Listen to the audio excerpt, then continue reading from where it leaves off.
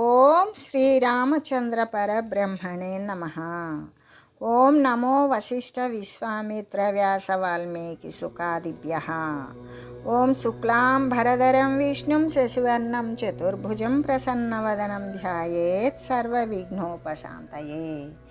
ఓం నమో బ్రహ్మాదిభ్యో బ్రహ్మ విద్యా సంప్రదాయ కర్తృభ్యో వంశ ఋషిభ్యో మహద్భ్యో నమో గురుభ్యః. ఓం శ్రీరామో రామభద్రశ్చ రామచంద్రశ్చ శాశ్వతః రాజీవలోచన శ్రీమాన్ రాజేంద్రో రఘుపుంగవః. శ్రీ యోగవాసిష్టము నిర్వాణ ప్రకరణము పూర్వార్ధము. అయితే ఈ ఆత్మవిచారణ వలన జీవుడు శీఘ్రముగా అంటే జీవత్వము అనేటువంటిది నశించిపోతుంది. ఆత్మస్వరూపుడే అగుతూ ఉన్నాడు.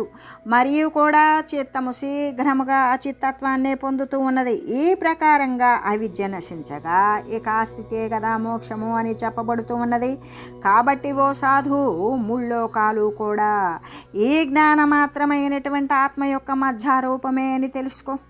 ఇంకా కూడా ఈ మూడు లోకాలు అంటే స్వర్గ మధ్య పాతాళ లోకాల యొక్క విజ్ఞాన మాత్రమైనటువంటి ఈ ఆత్మ యొక్క ఆభ్యంతరమునందు అంటే ఆ యొక్క మధ్యస్థితి కలిగి ఉన్నటువంటిదే అని నీవు తెలియాలి.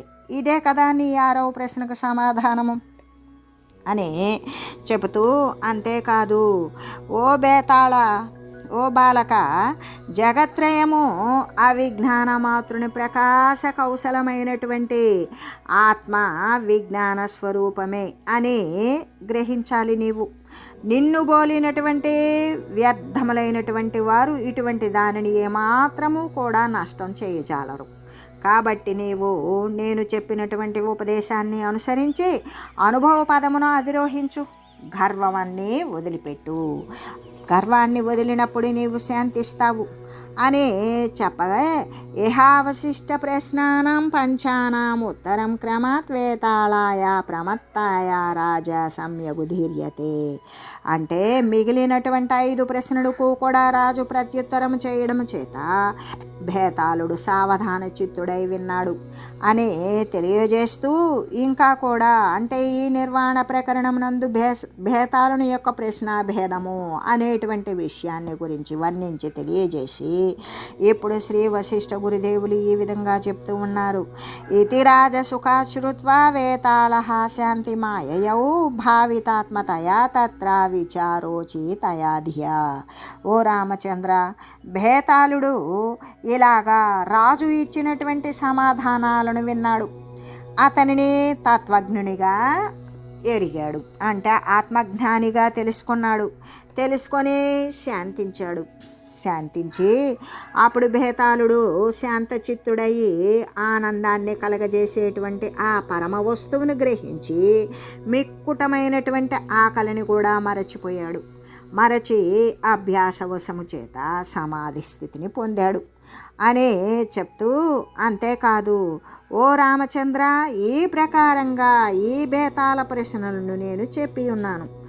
రాజు చెప్పినట్లుగానే ఈ జగత్తంతా కూడా చిద్రూప పరమాణువునందే ఉన్నది అని నీవు గ్రహించాలి చెబుతూ, అంతేకాదు చిదనౌహ కోశగం విశ్వం విచారేణ విలీయతే కాయో వేతాళకస్యేవ శిష్యతే యత్పదం తు తత్. అంటే ఈ చిదను కోశమునందు అంటే ఈ చిదాత్మయందు విలసిల్లేటువంటి ఈ యొక్క విశ్వము మరి బాలభ్రాంతి కల్పితమైనటువంటి పసిపిల్లలు గనక వారు ఒంటరిగా ఉండి మరి పిశాచాన్ని కల్పించుకొని భయపడినట్లుగానే అదేవిధంగా జ్ఞాన విచారము చేత ఇదంతా కూడా మరి నశించిపోతే చివరకు ఏం మిగులుతుంది అంటే ఆ పరమపదమే శేషిస్తుంది. అంటే చిదాత్మయందు ఉన్నటువంటి ఈ జగత్తంతా కూడా అజ్ఞానుని చేత కల్పించబడినటువంటి పిశాచము యొక్క శరీరం లాగానే ఎప్పుడైతే తత్వ విచారణ చేస్తాడో ఆ విచారణ చేత ఈ జగత్తు విలీనమైపోతుంది.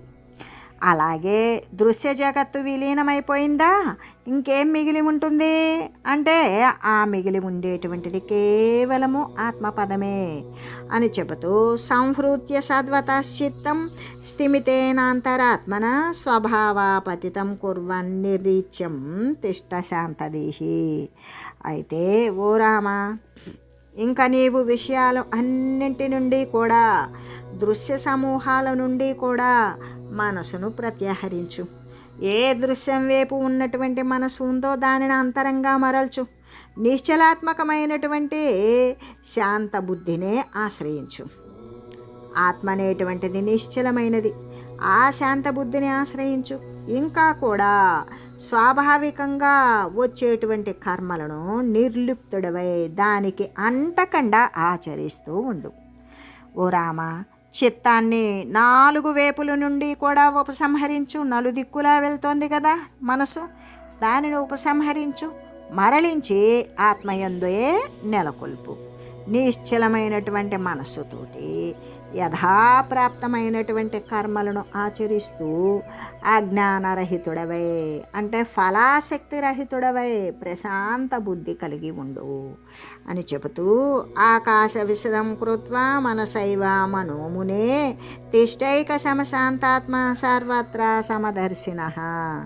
అంటే ఓ మననశీలుడా, ఎల్లప్పుడూ కూడా మననం చేసేటువంటి వాడవు. మనస్సు చేత మనస్సును ఆకాశములాగానే నిర్మలం చేసివేయు. ఆకాశము అంటే సర్వవ్యాపకము, ఏమీ లేనిది. కాబట్టి ఏక వస్తువైనటువంటి ఆత్మయందు వృత్తులు అన్నింటినీ కూడా లయం చేయు. చిత్తవృత్తినే సాధించు. దాని చేత నీవు సర్వత్రా కూడా బ్రహ్మభావాన్ని దర్శిస్తావు. అలా సర్వం నందు కూడా బ్రహ్మభావాన్ని దర్శించిన నీవు సమదర్శివే కాగలుగుతావు అని ఓ రామ, మననశీలుడివి నీవు. మనస్సుని మనస్సు చేతే ఆకాశములాగా నిర్మలము చేయు. ఏకమైనటువంటి ఆత్మ వస్తువునందు సమస్త వృత్తులను కూడా లయం చేసి సర్వత్రా సమరూపమైనటువంటి ఆత్మ ఏదైతే ఉంటుందో దానినే దర్శించు. స్థిరబుద్ధిరసమ్మూఢో యథా ప్రాప్తానువర్తినః రాజ్ఞో భగీరథస్యేవ దుస్సాధ్యామపి సిద్ధ్యతే. ఈ రీతిగా నీవు స్థిరమైనటువంటి నిశ్చల బుద్ధివై మోహము నశించిన వాడవై అయ్యుండు. ఈ విధంగా యథాప్రాప్తమైనటువంటి విషయాలను అనుసరిస్తూ వారు భగీరథునిలాగానే ఇతరులకు అసాధ్యములైనటువంటి వాటిని కూడా సాధించగలుగుతారు. సంపూర్ణ శాంత మనసః పరితృప్త వృత్తేర్నిత్యం సమే సుఖమయాత్మని తిష్టతోంతః సిద్ధ్యంతి దుర్లభతర అపి వాంఛితార్థ గంగావతార యవసాగర ఖాత వస్తు. అంటే సగరుడు, అంశుమంతుడు, దిలీపుడు మొదలైనటువంటి రాజులకు కూడా సాధ్యము కానటువంటి అతి దుర్లభమైనటువంటి ఎంతో కష్టమైనటువంటి గంగావతరణము అంటే దివి నుండి ఎక్కడ అంటే విష్ణులోకములో వైకుంఠంలో ఉన్నటువంటి గంగను మరి భూమిపైకి తెచ్చినటువంటి ఆ గంగావతరణను ఆ వంశముననే జన్మించినటువంటి భగీరథుడు తన శాంతి, తృప్తి, సమదర్శిత్వాది గుణాల చేత గంగను అవతీర్ణమునకు నచ్చినట్లుగానే అంటే క్రిందకు రప్పించి సాధించాడు. ఆ గంగయే సగరపుత్రులకు సముద్రానికి సంజీవన మణి వంటిదే అయినది. అట్లాగే ఎవడు పూర్ణముగా శాంతచిత్తుడై పరితృప్తాంతఃకరణుడై ఆత్మయందు నిత్యతృప్తుడై మరి వెలయుచూ ఉంటాడో అతనికి అత్యంత దుర్లభములైనటువంటి అభీష్టాలు కూడా సిద్ధిస్తూ ఉంటాయి అని చెబుతూ ఇంకా కూడా అని చెప్పాడు. అప్పుడు శ్రీరామచంద్రుడు ఏమని అడిగాడు? యథాచిత్త చమత్కృత్య రాజ్ఞో గంగావతారణం భగీరథస్య సపన్నం తన్మే కదయ భో ప్రభో. శ్రీరాముడు అడుగుతున్నాడు, ఓ ప్రభో, ఓ మహాత్మా, చిత్త పరిపక్వత నొందినటువంటి భగీరథుడు గంగను ఎట్లుకొని వచ్చినది కూడా తెలియజేయండి అని ప్రార్థించాడు. అప్పుడు శ్రీ వశిష్ఠ గురుదేవులు ఇలాగా చెప్తూ ఉన్నాడు. ఆసీద్ భగీరథో నామ రాజా పరమధార్మిక భువ సముద్రయుక్తానాం మండలే తిలకోపమః. అంటే స్థిర బుద్ధి కలిగినటువంటి ఓ రామచంద్ర, కోశల వంశ తిలకుడకు భగీరథుడు అనేటువంటి ఒక రాజున్నాడు. ఓ రామా, నీవు స్థిర బుద్ధి కలిగి మూఢత్వము అజ్ఞానము లేనివాడవై ఉండు.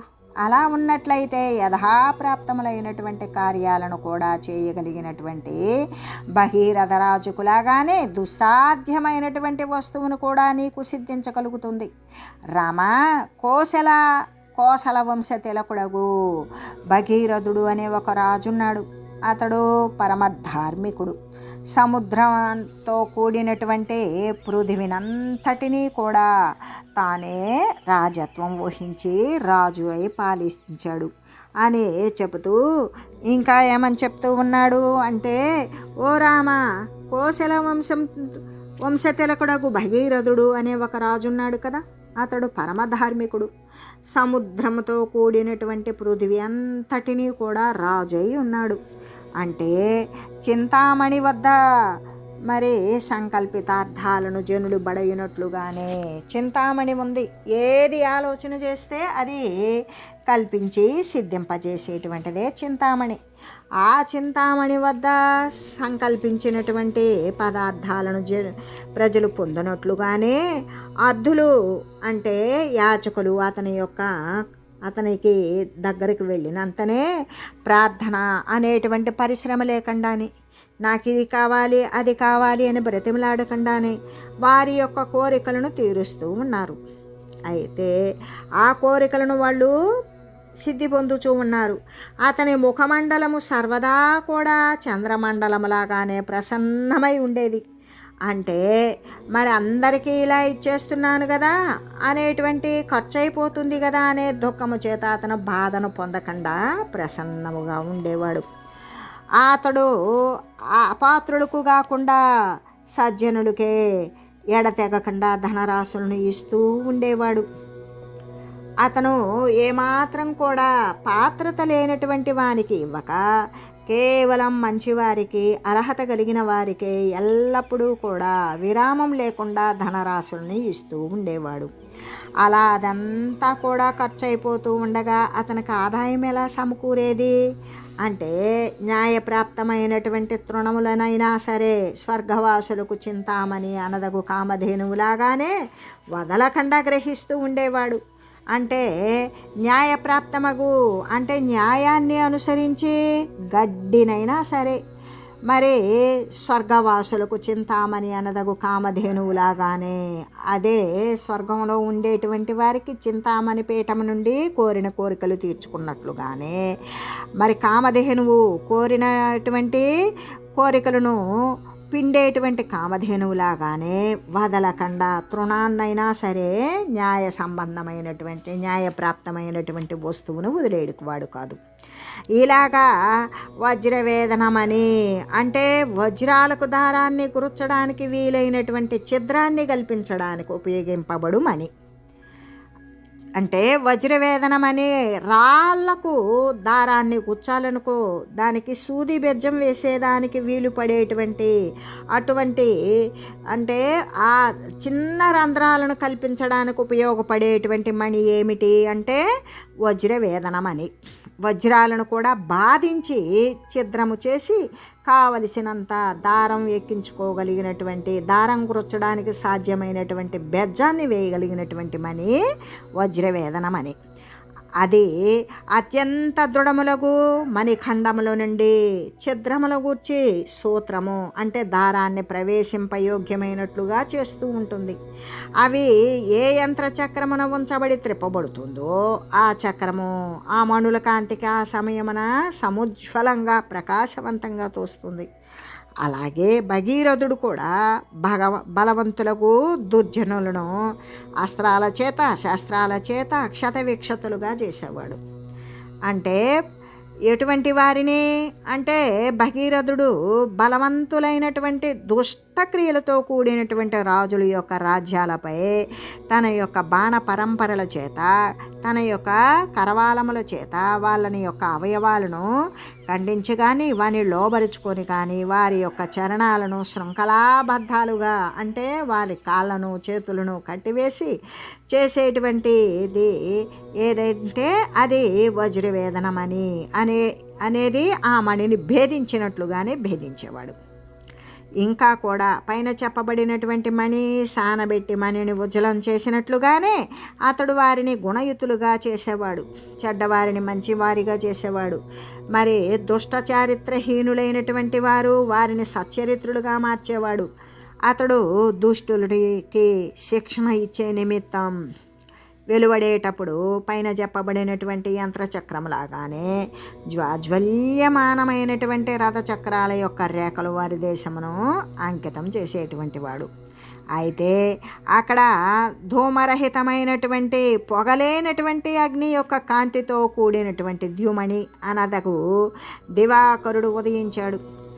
ఆయన యొక్క గృహాలయందు ఆ గృహ మధ్య భాగంలో కూడా ఉన్నటువంటి రాత్రి సంబంధంలో ఉన్నటువంటి చీకటిని కూడా వ్యవహార ధైన్యమైనటువంటి ఏ మాత్రము కూడా ఇక పిరికితనముతో ఉన్నటువంటి వ్యవహారాన్ని కూడా అంటే చీకటి అనేటువంటిది ఉండటానికి వీలు లేకుండా చేయగలిగినటువంటి ఆ విధంగా అంటే చేయగలిగినటువంటి వ్యవహార ధైన్యాన్ని తొలగించేసేటువంటి వాడు.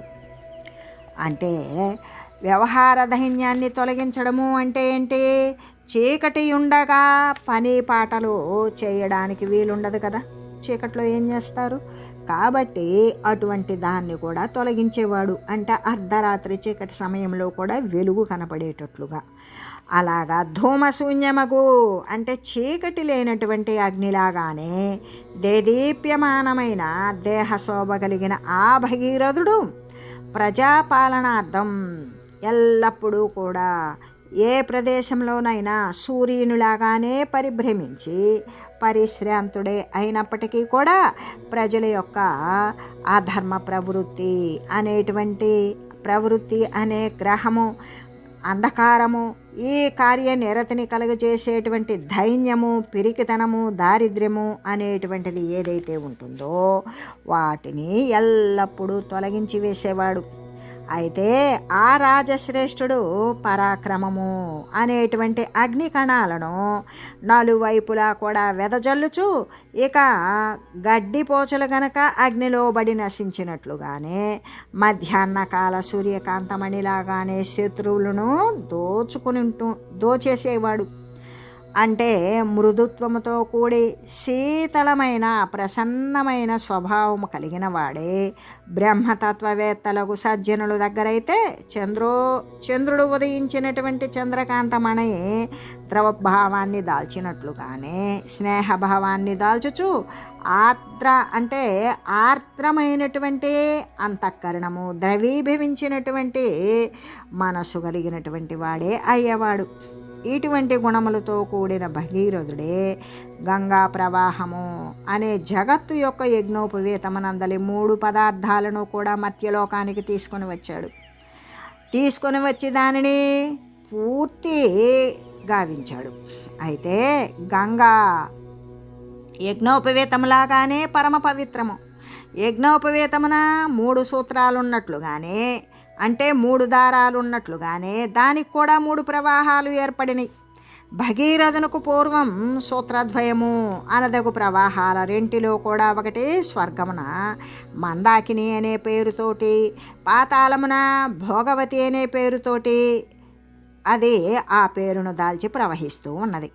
అదే 3వ సూత్ర సమమైనటువంటి ఈ 3వ ధారను భగీరథుడు భూలోకమున తన యొక్క ప్రయత్న బలము చేత ప్రవహింపజేసినటువంటిది గంగ.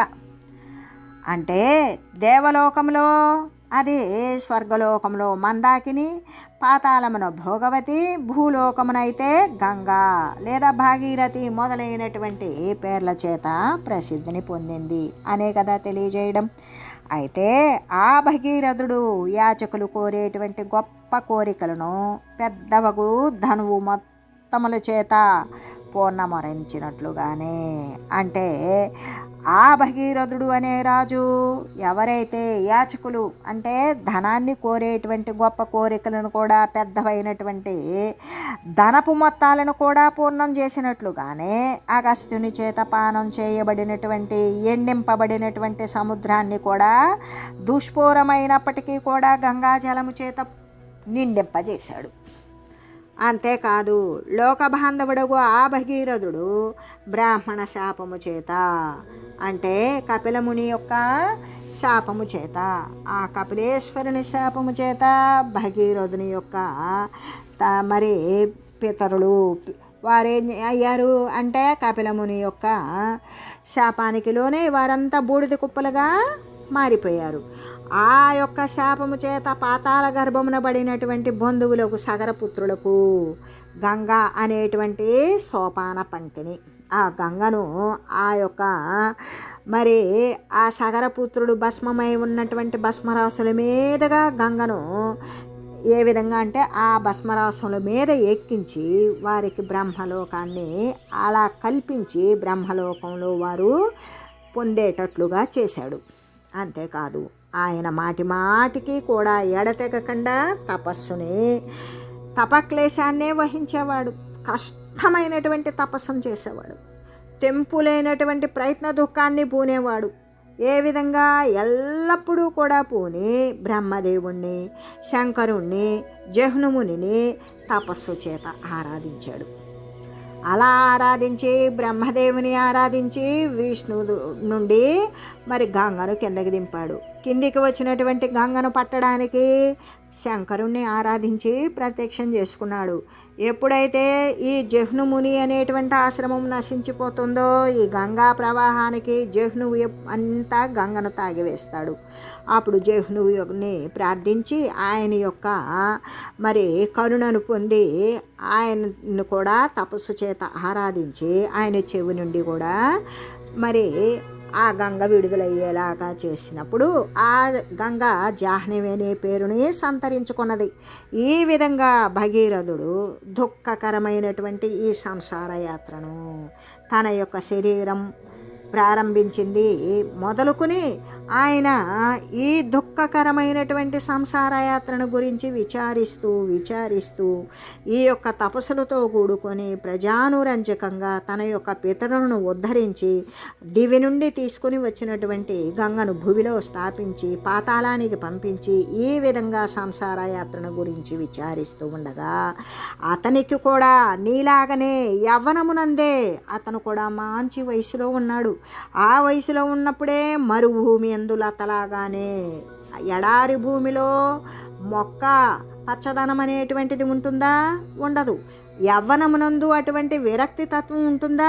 ఉండదు. అయినా కూడా నీవు ఏ విధంగా 14-15 సంవత్సరాలకి నీకెలా విరక్తి కలిగిందో ఆ భగీరథునికి కూడా అలాగే యవన కాలమునందు విరక్తి కలిగింది. ఎలా కలిగింది? ఎడారి భూమిలో ఒక మొక్క మొలిసినట్లుగానే. అంటే విచారణతో కూడినటువంటి చతుత్కారమైనటువంటి బుద్ధి కలిగింది. యవ్వనమునము ఇటు బుద్ధి అంటే ఇటువంటి సుబుద్ధి.